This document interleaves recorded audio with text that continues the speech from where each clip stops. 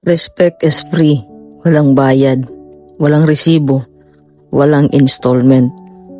Pero bakit parang sobrang hirap pa ring ibigay ang iba? Sa totoo lang, mas mahal pa yata ang ego kaysa respeto. Makikita mo yan kahit saan, sa trabaho, sa pamilya, sa barkada, lalo na sa social media. Yung tipong may opinion ka lang, pero imbis na pakinggan, lalaitin ka muna. May ginagawa ka lang ng tahimik, pero kailangan ka pang maliitin para lang maramdaman nilang mas angat sila. Paano? Respect is free, pero ang daming kuripot. Parang ang mindset ng iba, kailangan mo na nilang makita kung ano ka, kung sino ka, magkano ka, bago ka nila respetuin. Pag may title ka, sir, ma'am ka agad. Pag tahimik ka lang, parang invisible ka. Pag simple ka lang, akala nila wala ka ng kwenta. Pero hindi ba pwedeng tao muna bago ang lahat? Hindi naman hinihingi ang respeto para sambahin ka. Hindi rin para itaas ka sa pedestal.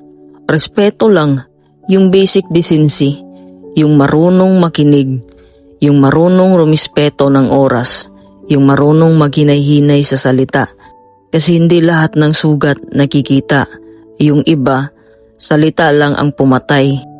May mga taong ang lakas manghingi ng respeto, pero sila mismo walang ibinibigay. Gusto nilang igalang sila pero hindi sila marunong gumalang. Gusto nilang pakinggan pero ayaw makinig. Gusto nilang intindihin pero walang pasensya sa iba. Respect daw pero conditional. Kapag sang-ayon ka sa kanila, respetado ka. Kapag hindi, bastos ka kaagad. Pero ang totoong respeto, hindi pumipili. Kahit hindi kayo magkasundo, pwede pa rin mag-usap ng maayos. Kahit magkaiba ang pananaw, pwede pa rin maging disenteng tao. Lalo na sa trabaho, lalo na sa mga OFW. Kasi dito, kahit pagod ka na, kahit tahimik ka lang, kahit ginagawa mo lang ang trabaho mo, may mga taong iisiping mahina ka pa rin. Pero ang hindi nila alam, ang tahimik madalas pinakamalakas. Hindi lahat ng hindi sumasagot, talo.